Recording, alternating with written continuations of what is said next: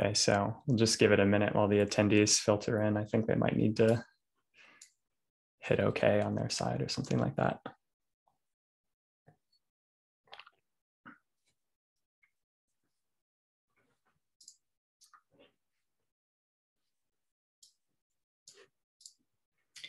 Normally, I would try to have a little elevator music going right now, but I think since this is going to end up on YouTube, we won't do that.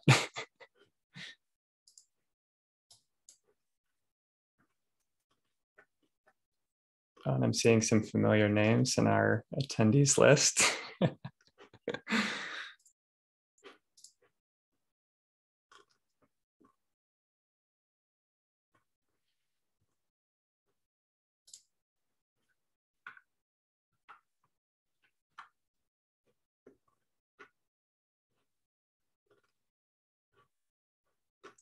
All right, great. So I'll go ahead and kick us off while people still sort of filter in. So welcome, everybody. Thank you so much for joining us. I think we've got a great discussion lined up for you today. My name is Stephen Lindberg. I'm a senior designer at thoughtbot. And today we're going to be talking about design systems. So welcome to our Design Systems Roundtable. On our panel today, I'm just going to go sort of clockwise order as it appears on my screen. So for our panelists today, we have Sam Kapila, Kelly Harrop, Adekunle Aduye, John Voss, and Luke Mitchell.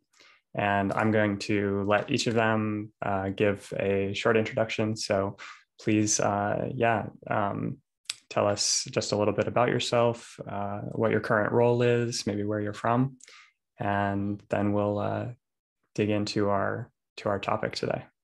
So Sam, I'm going to pass it over to you first. I already forgot what you wanted us to do. My name is Sam, or Samira, either one's fine. I am a design director within thoughtbot based in Austin, Texas. Did I forget anything? No, that's great. Thank you. Kelly, would you like to go next? Yeah, hi everyone. I'm Kelly Harrop, the UX engineering lead for the Intuit design system, where I support designers and developers across our Intuit products.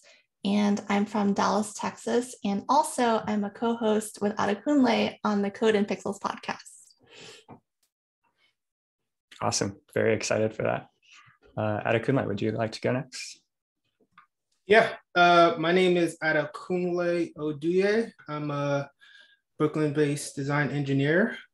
Currently, I am at Plaid working on design systems, and also co-host, but Kelly said that already. So, awesome. John, how about you?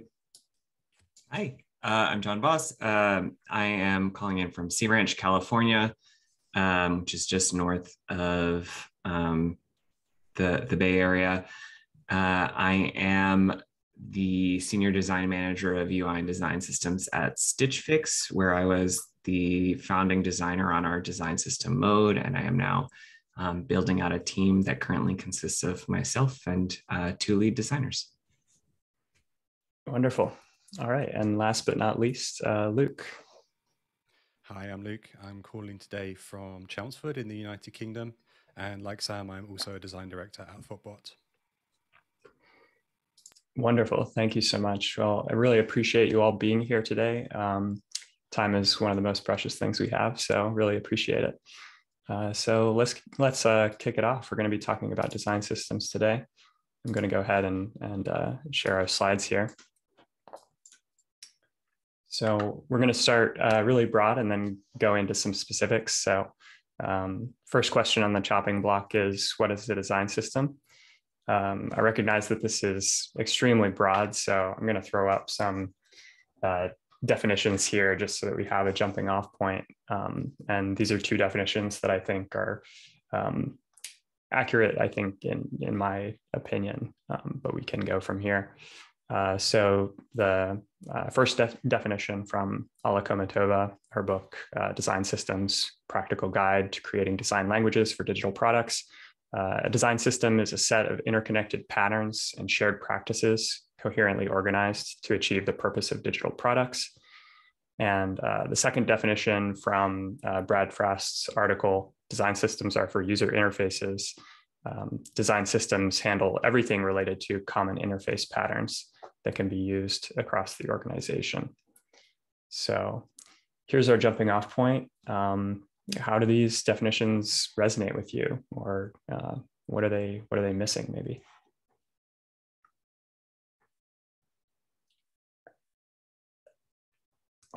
I think that starting broad is always really appropriate, especially because design systems is such a broad topic and it's so unique to the context in which you are creating or using them.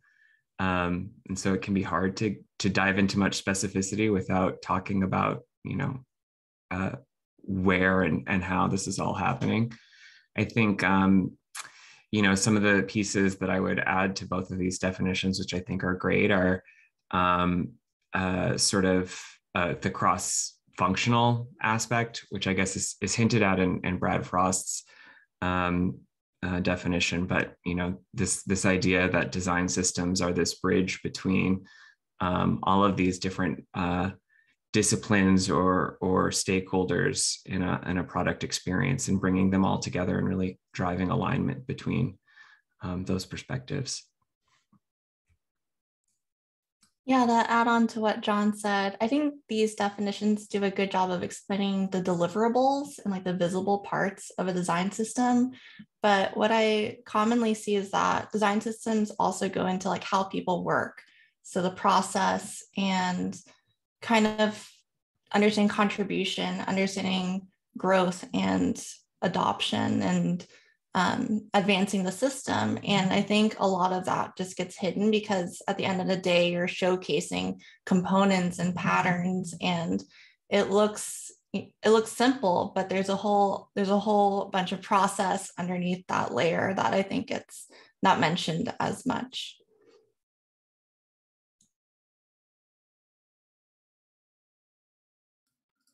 Yeah, I was also going to mention that the design system can also document how itself can be built in a kind of meta way as well. So you can use the system itself to further the system, which I find really interesting.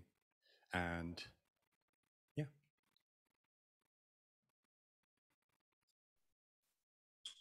Yeah, I would agree. I always think of design systems as like a central point for process and products. So process of like how people are building UI or products overall, and then products meaning guidelines, components, and patterns that people use to kind of build these like features and whatnot. It's sort of, to add to what everybody else has said, it's sort of a representation of the past, where things currently are, and to Luke's point, where things can go moving forward, and sort of guidelines around that. Yeah, I think what Sam just said sort of ties back to me, for me, what Kelly was saying about what gets hidden in some of these definitions is when you focus on the deliverables or sort of the purpose of the design system, it makes it sound like it's a much more fixed, fait accompli, and it's actually, not just a point in time, it's an ongoing process. And there's, this human element, and there's also this sort of growth of the design system itself that's a part of it that's really hard to put into one static definition. It's more of an experience in and of itself. That's great. Yeah, this is a great starting point. Something that this makes me think of is how we think about who the audience of a design system is, and often the author and audience of a design system overlaps a lot, and I think that's why maybe it is one of these more like cyclic things that's kind of never really complete. So yeah, great starting point. A shared language is often something that comes up in a design system. So I want us to talk about why is a shared language important?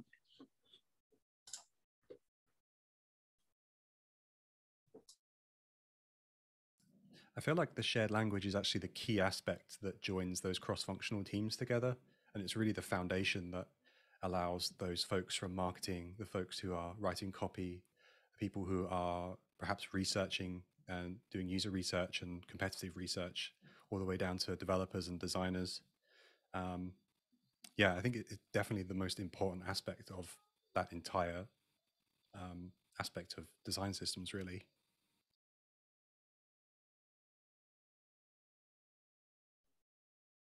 Yeah, I would agree too. It's kind of the idea of like if two people are trying to communicate, but they're not speaking the same language, it's going to be hard to kind of work with each other. So I think the language is basically the foundation for getting anything done, especially around design systems. Yeah, I want to add on to foundations and specifically like design tokens. I think of shared language, think of design tokens and having a common term or word or token name and understanding what the impact of that is to, it trickles down to all facets of the design system. So understanding those foundational elements and how they kind of grow into a more complete system, I think a lot of times we just jump to the end state without understanding how everything's connected. So by having a shared understanding of the language and the foundational elements, we can kind of start thinking around visual refreshes and the connections, auditing. It goes a lot into helping teams kind of have a solid process for growth and evolution of the system.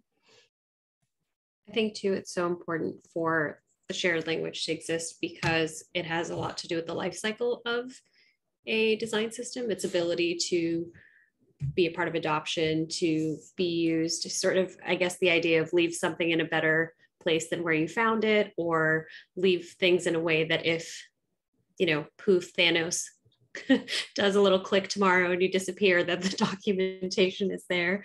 Sorry, recent Marvel movie watcher.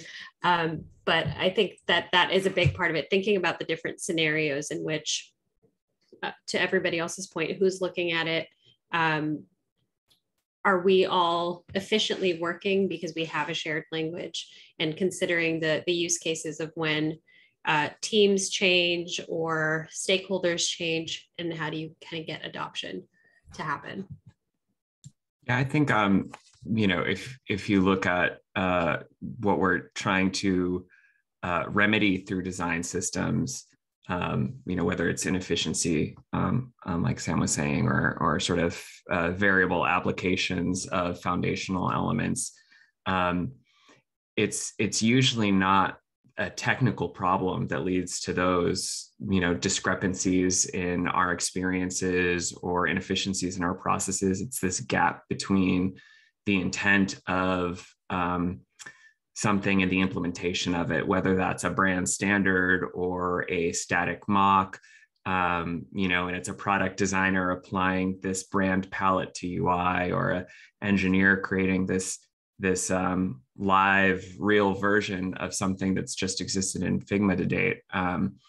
And a shared language is how we build that sort of shared intent too, so that we're closing this gap between all of these various ideas of a thing different contributors have and the thing itself.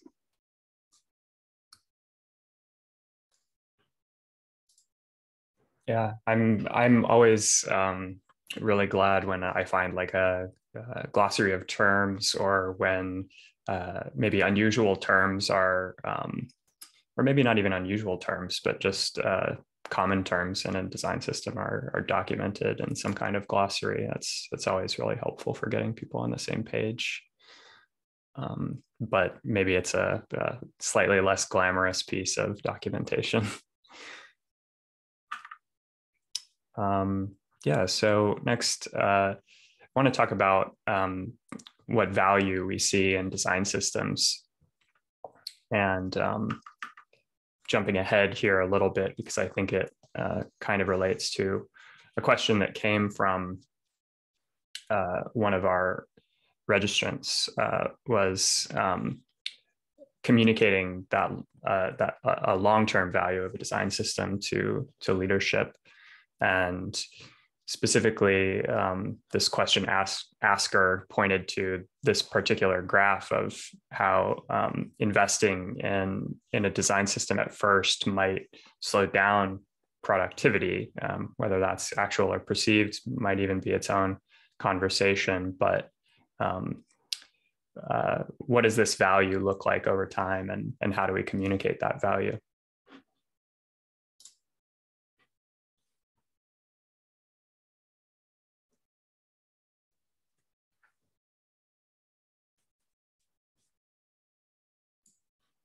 I think in terms of communicating to leadership, speed to benefit comes up frequently. Like how much time does a design system save from sprint to sprint, quarterly?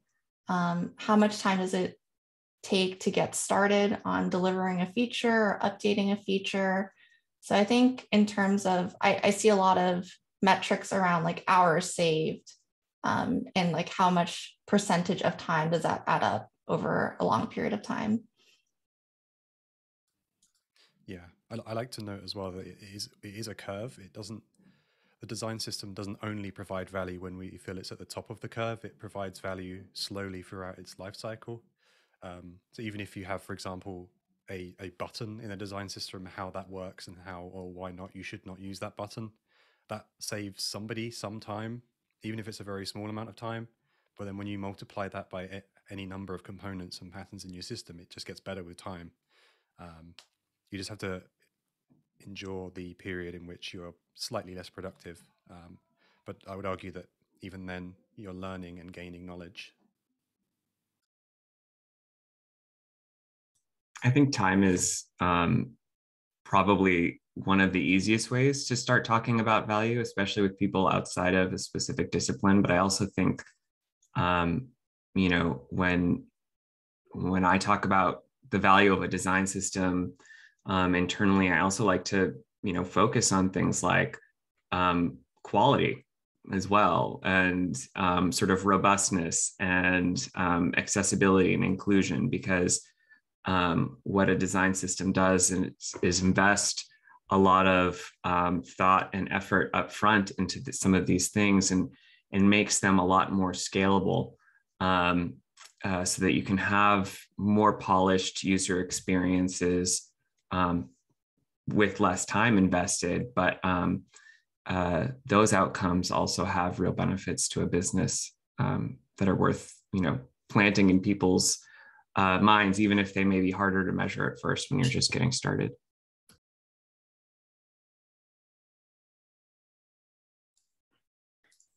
Yeah, one of the reasons I wanted to jump ahead and talk about design systems value for this question in particular was because I felt that this graph was a little bit loaded, with productivity being the y-axis there to communicate value. And yeah, I want to talk a little bit. I'll come back to this slide because I want to think about beyond just productivity or time saved over time as a reason for implementing a design system. So, you know, John, you mentioned quality. So that's maybe something that we can only achieve by thinking about a design system at the right time or implementing it at the right time. So are there some other values? Maybe quality is like a very broad one, and there are some sub values there, but what other specific values do we see in design systems that help a business or users over time? I think one of the ones that I've seen is that without a design system, a lot of teams are creating one-off things that they're using. And so it makes it hard for discoverability a lot of the time. Like you don't know which one to use because there's no system around deciding like which one is the appropriate one to use. So I find just having that clarity helps answer questions helps clean up redundancy or duplicate, even Figma components, coded components as well. And just that consolidation helps with that clarity. I think to John's point earlier on thinking about accessibility and inclusion and all the other parts that are in the process, a lot of times those tend to fall into like, this is the stage. We're now in the accessibility stage, or we're now in the inclusion stage. And they're actually things that happen or should happen throughout the process, whether you're starting a design system, whether you're updating a design system, whether you're just learning from a design system, it should be ingrained into the values of the system itself. So I know we're talking about values of a design system, but I'm talking about values within a design system, and having those woven into all of the components, tokens, even the way it's communicated, I think is really important. And that's why it's so valuable. To add to that too, I think the other part is continuing to bridge the gap between where design and development meet. And I know you mentioned other, marketing or content writers, but for I think a lot of us, that is a big part of it. It's really bridging the gap between what are we working with, what are the constraints that we have from the technology side of things. Yeah, exactly. And I feel like even in terms of branding for larger corporations, a design system can really help push that forwards and make a deeper impact into branding. Like branding isn't just a set of colors, a logo, and a typeface. It's voice and tone, and even the patterns that a company uses can be recognizable as a brand as well. And I think design systems can really help facilitate to push that forwards further than just the very surface level that some companies kind of apply their brand. Yeah, I think brand and accessibility are both places where design systems can sort of free people up to lean into their strengths and really bring a lot more focus to their work. I think about this a lot in the context of Stitch Fix because we're a very style forward company. Style is very important to what we offer people. But we don't want to expect product designers to also have to be brand designers and copywriters and all this sort of stuff. So my team thinks a lot about how we can embed style into the design system such that you have this sort of foundation of a fully integrated brand that you can be working with and focusing on the things that are core to your feature or your part of the product and sort of take bigger swings there. And it's the same thing with accessibility. Like we expect everyone to have some grounding in accessibility, but there's also sort of this level of expertise that you can't expect everyone to have on top of, their core expertise. And so we try to reflect that in the design system as much as possible so that people can really focus on what they're using the design system to do versus all of these things that they would otherwise have to compensate for in the absence of a design system. Yeah, and just to add to that, I think another value is just kind of speed. So how can I go from concept to completion in a way that I don't have to really think about the color of a button? I'm more focused on like providing solutions to users' problems. I think when you look at it from more of a case of like creating experiments or prototypes, again, you don't want to focus on those like details. You want to be able to kind of quickly take an idea and see if it's feasible and also be able to kind of collaborate with folks. So I think speed is like one of those things that design systems helps out with.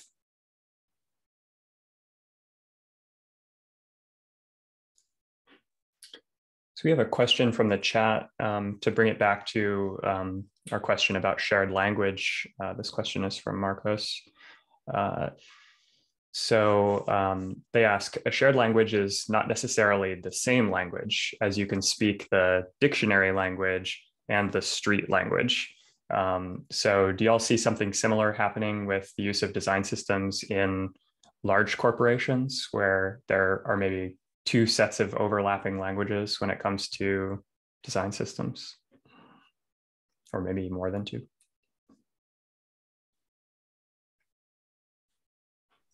Yeah, I would say like when you work in bigger organizations, especially if they don't know what design systems is, there's always like a domain language, and sometimes you have to map it to stuff within the design system. So I think that the great thing about it is that you could bridge that gap as much as possible.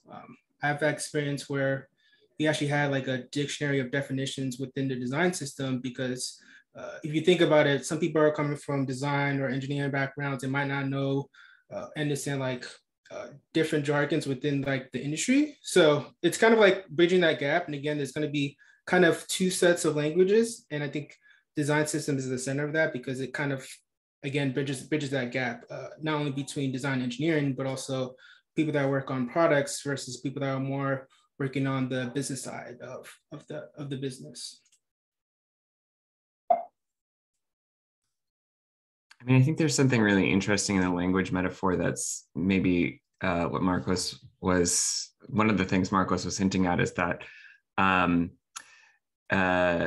you can think of in some ways like the design system or parts of the design system, like the, the pattern library is sort of like a vocabulary. Here's all these little chunks that we can string together into meaning. And maybe the design system documentation is like the AP style guide. And there's a very formal way that we might recommend you convey certain ideas or put these things together. But then there's also,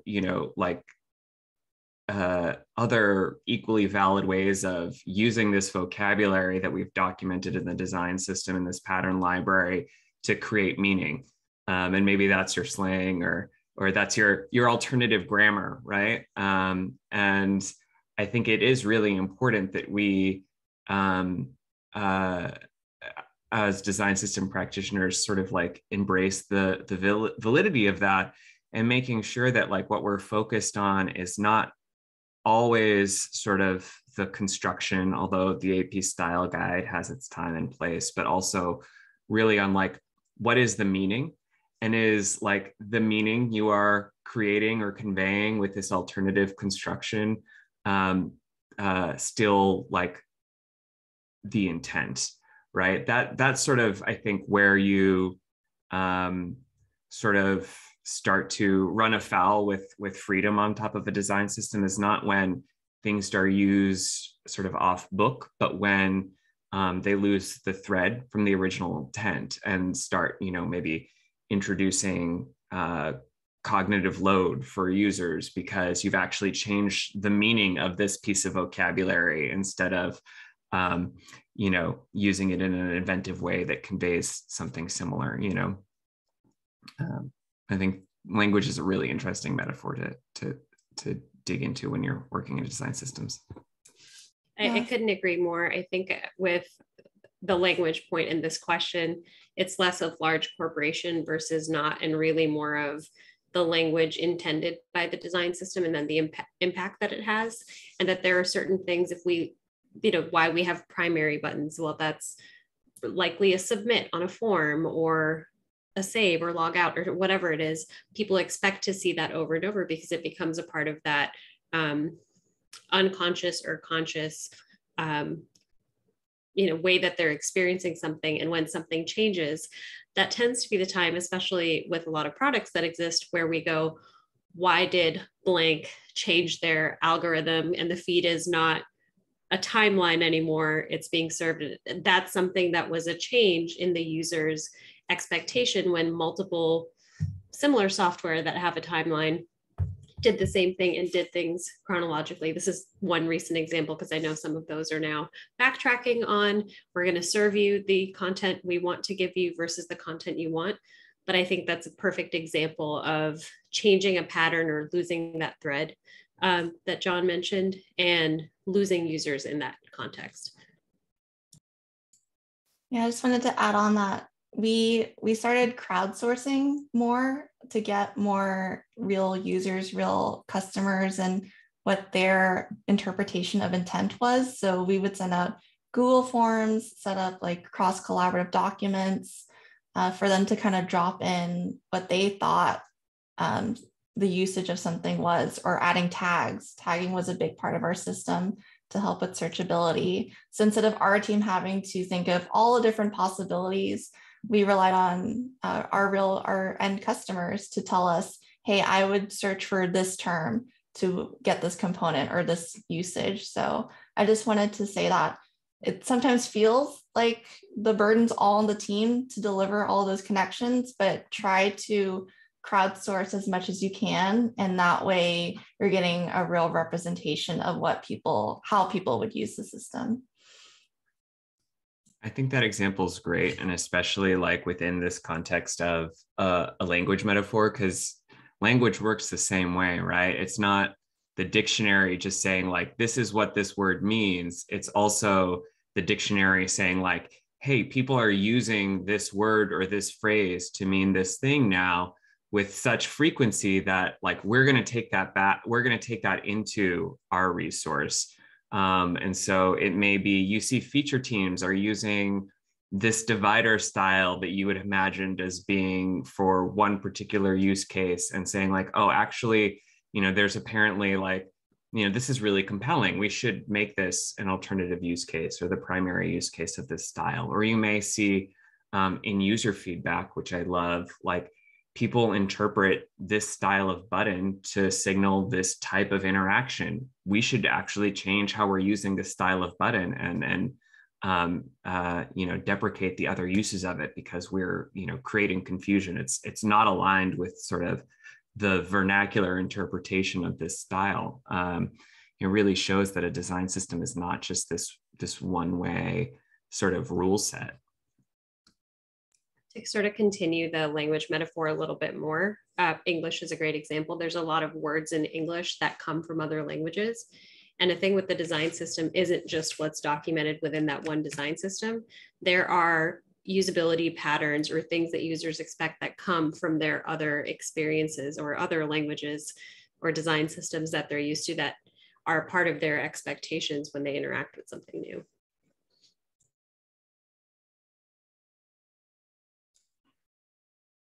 Yeah, I like that metaphor as well. I wanted to ask a follow-up question to the group based on something that you said, Adekunle, about integrating like a domain language with the design system language. And I'm curious about this trend that I've seen where design systems pop up that are sort of like starter design systems, I guess you could say, or like, I think there's like a headless design system or something like that. And I'm wondering if it's possible or how successful you can be using a design system that's sort of devoid from a domain language. And I guess my question is, how integrated does domain knowledge need to be within the design system? Or is the design system much more concerned with just the user interface?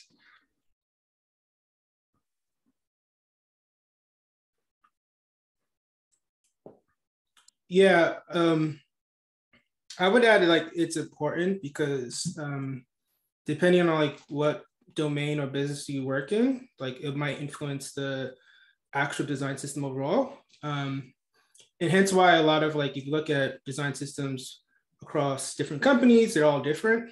I think one funny story I had was like, I was working at a company and they were like looking at other design systems. It's like, oh, like we should just like copy whatever GitHub has. And I was like, well, we're not GitHub because our users are different. The people within our organization are kind of solving different problems and whatnot. So I think it could be aware of like what the business domain. And I think there's like with all design systems, there's like a foundation of like UI elements and whatnot. But then once you start getting to like bigger patterns, you start to get into the realm of like having a lot of business domain knowledge built into the design system. Yeah, that's really interesting. To sort of tie it back to the language metaphor, I sort of see that as being like how many languages can share the same set of like sounds or syllables, but once you get up to the construction of like words or sentences or stories, they become totally different, and you really can't talk across across them without being familiar. Awesome. So let's go ahead and move forward. I think we touched on this, why businesses should care about design systems. So I'm going to move ahead. How do you measure success for a design system?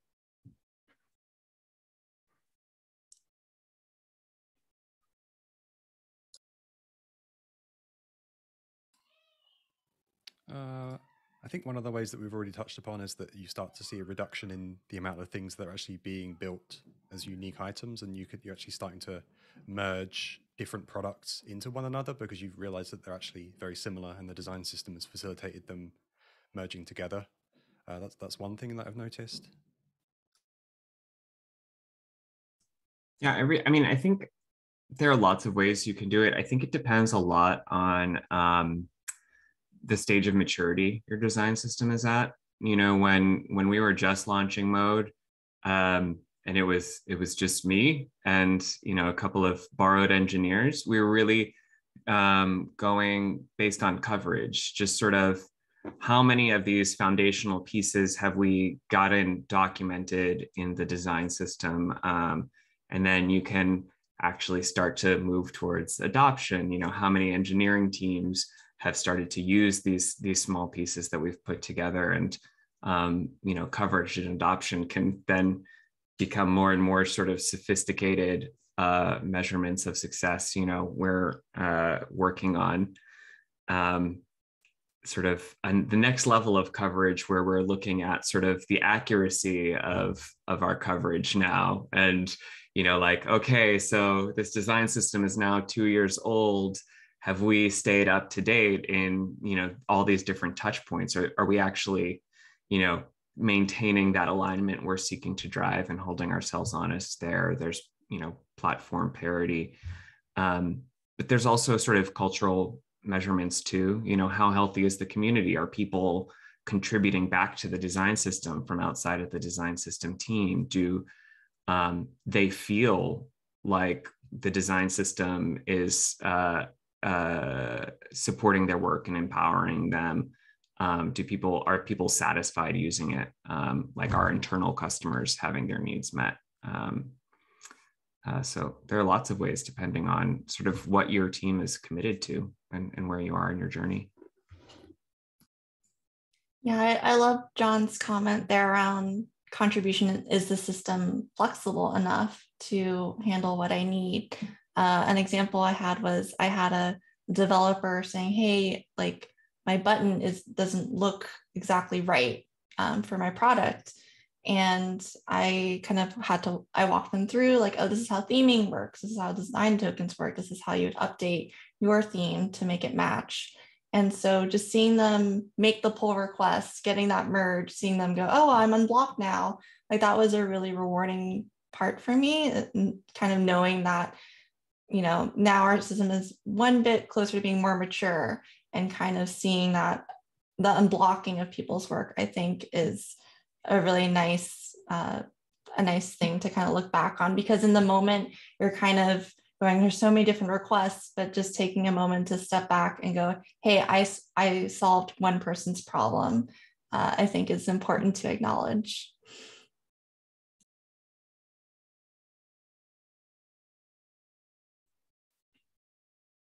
Yeah, and just to add to that, I think there's multiple ways you can kind of do it. I think doing in the case where you do both qualitative and quantitative research, kind of seeing, like, even before the design system was made, and also like after, you can kind of see the progress over like coverage, but also like people's sentiments about the design system overall.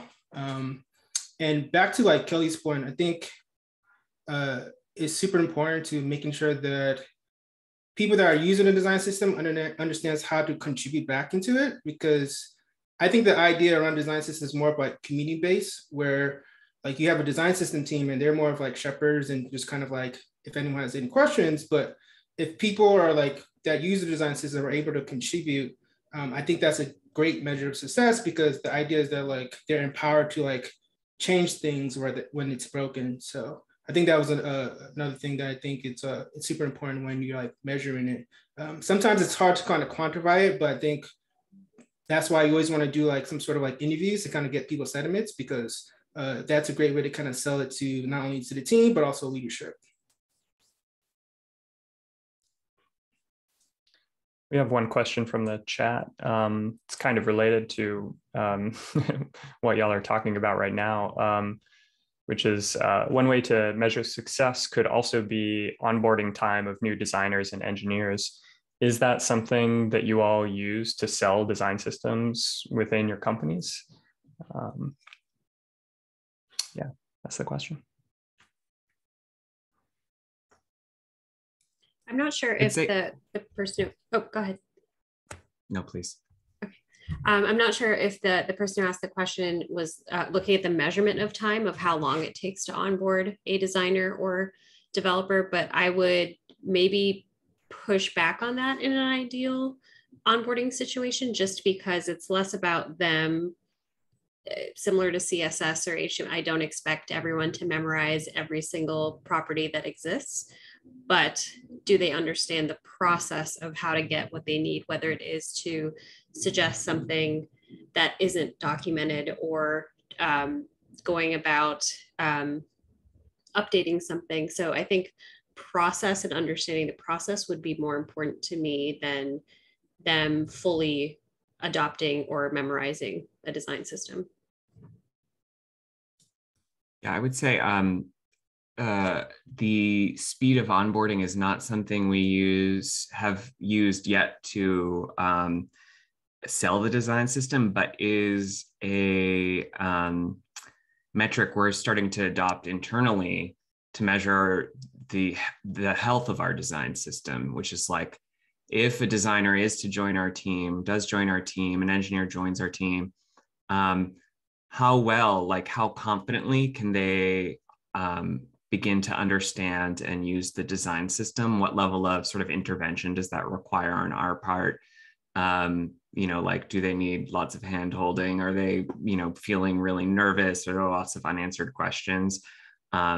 It's, you know, one of the areas, honestly, that requires the most focus on our part now that we have a dedicated team that can put some time into that. But I think it's a really important measure of just how usable your system is.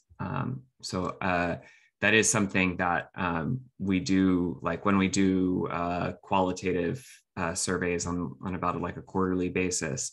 One of the things that our questions are sort of geared to get at is sort of, how comfortable do you feel using the system and new aspects of it? Yeah, so something that we've started doing is trying to categorize the types of requests.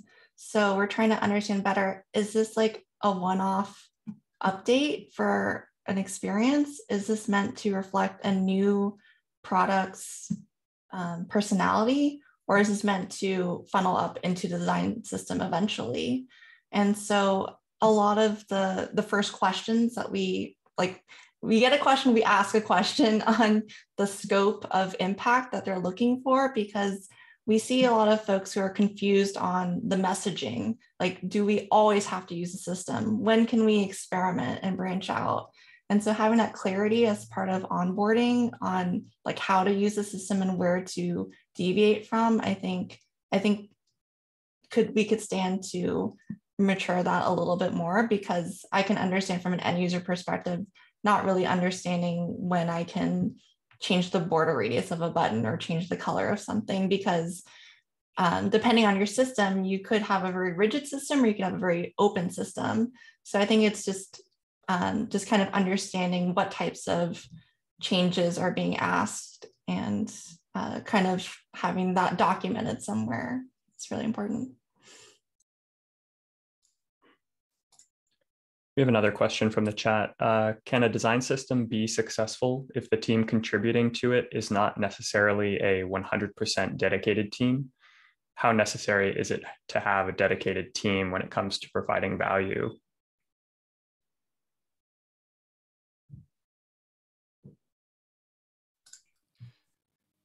It can be very helpful if you're in a situation where you have a product that's been built and validated over a number of years and hasn't had a design system. I think at that point you kind of need to have that fire break where you have a dedicated team to try and fix the problem. But then they tend to eventually gradually become less dedicated and kind of then they become a team that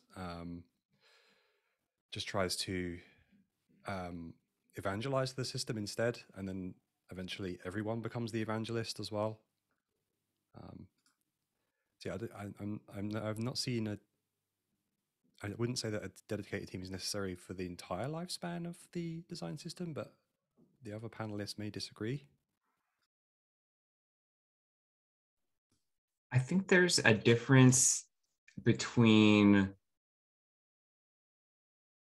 dedicated in terms of time, like this is my only job, and dedicated as in it's someone's job. I don't think you necessarily have to have a team that is the design systems team, especially if you're a small cross-functional group. But it does need, I do think it needs to be someone's job. Like if you're going to say this is the whole team's responsibility, there has to be clarity around what the expectation around that is. I think that the alternative is really, essentially volunteerism. And that's, I think, always going to come with the same sort of predictable set of problems in terms of, the design system taking a backseat to feature work, timelines, different people wanting to contribute different things. So some parts of the experience are really well documented in the design system and others are just the Wild West. So it doesn't need to be someone's sole job, but it needs to be someone's articulated responsibility, even if that's shared, and it needs to be prioritized. A design system that's like not prioritized in resourcing is going to languish, and you're really not going to see the returns that you're hoping to see.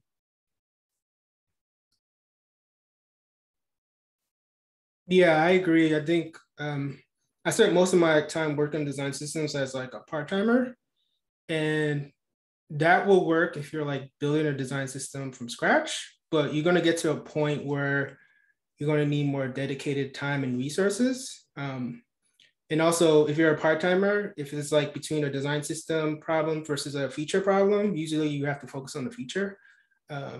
So usually you're gonna get to a point where you have to like expand. And I do agree that like you need someone that's kind of like shepherding how the design system works. And because I've been in cases where the design system had like over 100 components and there's no documentation and people just like added stuff in there. So you definitely need someone there to kind of like be the evangelist for the system. But at a certain point, if you want to kind of like what John said, if you want to see like huge investments in ROI with the design system, then you need to invest in it.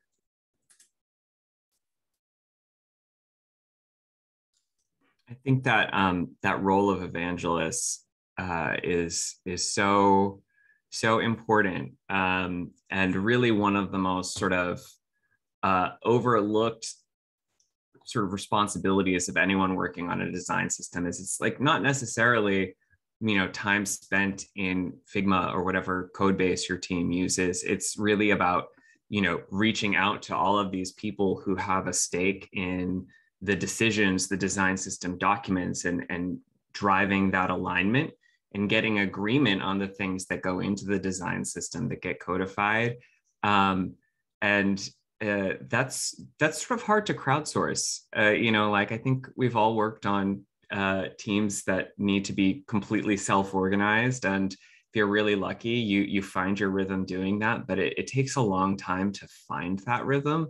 And so just having sort of someone who owns this role of driving alignment and making connections and starting conversations so that whoever actually needs to go into whatever the tool is and document the outcomes of those conversations can work quickly can be such a huge unblock for other people and for the design system as a whole.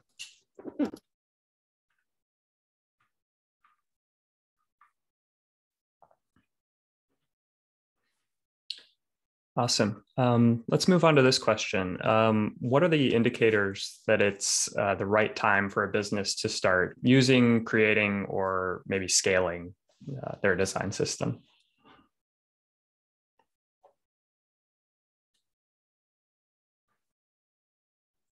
I would say the short answer is when you have 10 variations of buttons.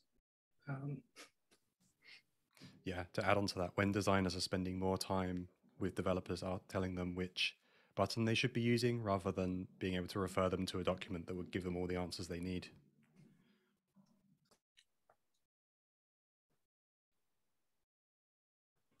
My short answer was going to be when there's more than one person working on something.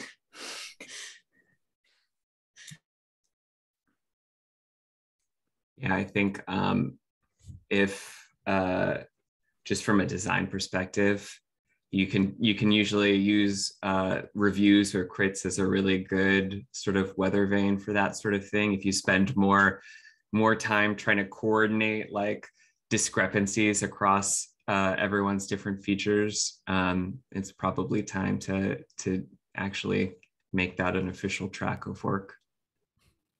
Yeah, I think there's been more than one time where I've been using a product as a user and I found some kind of secret settings page where it looks like it hasn't been updated for years and it's been forgotten about. And I think to myself, well, I feel like the design system isn't fully covering this page.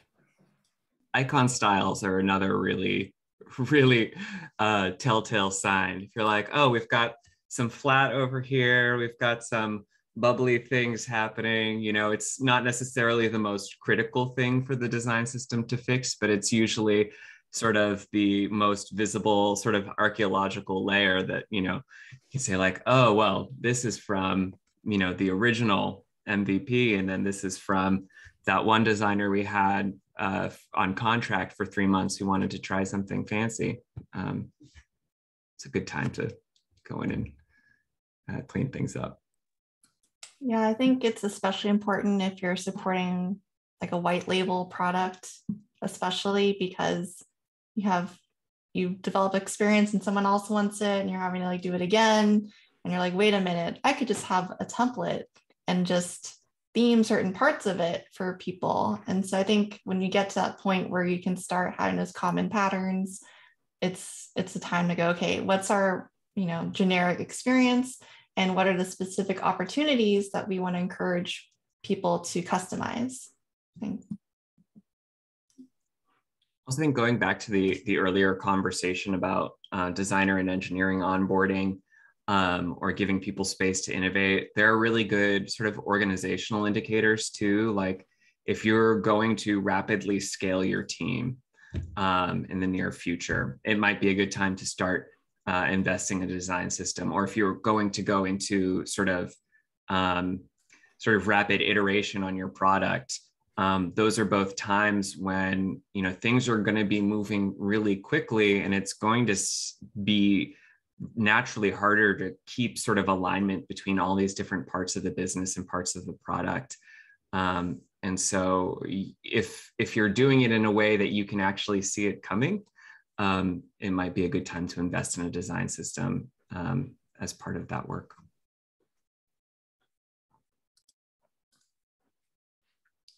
Awesome. We have about 5 minutes left, and I want to jump ahead to our question about strategies and practices to kind of nudge us in the direction of success for design systems. So I want to hear you talk about some practices or strategies, maybe for building design systems or advocating for them, that have been successful for you.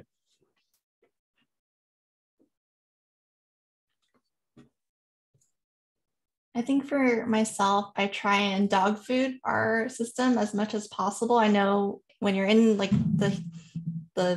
you're in design systems, you're kind of like in this separate world. And to take a step back and connect more with our product teams, tooling, I think, is also a great way to test out your components and how things kind of work. I know that that's like one of the first ways I find kind of weird edge case that we hadn't thought about when we were first building something. So just, that also helps with our design and dev advocacy work that I think is, we talked about evangelism. So actually using the system to build out, it doesn't even need to be product features, product tooling, internal design tooling. I think that's been something that's helped our team have a bit more empathy and understanding of when someone comes to us with a problem, we're like, oh, we know why you're coming to us with that. This is how you can solve it, because we've experienced it firsthand.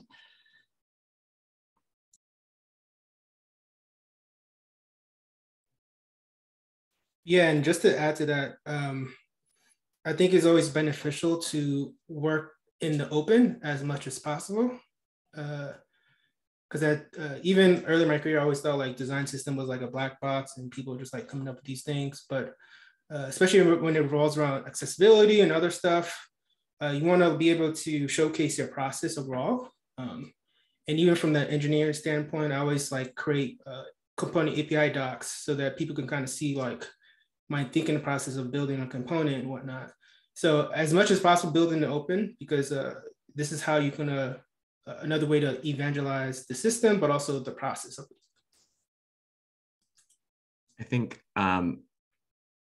working in the open is one of the most important ways to continue delivering value if you were to follow my advice, which is, when I was launching Mode, I lost a lot of time trying to drive consensus up front or inviting people in a decision-making process that was outside of their area of expertise, asking them to sort of evaluate things very abstractly and systematically. And part of the things that really freed us up to grow much more quickly was to stop asking permission and stop trying to get other people to do my job, and actually putting things into practice and soliciting feedback and giving them something to react to, really moved things along much quicker, and actually made it easier for other people from different disciplines to participate in the process. And so it's sort of like twofold, is like, one, don't wait for permission to do something good. But two, also, like, as you're working on a design system, don't expect people to think like you do or have to understand design systems the way you do to benefit from them. And being really open with your process and transparent and communicative is a way to make sure you can do both of those things and still maintain healthy partnership.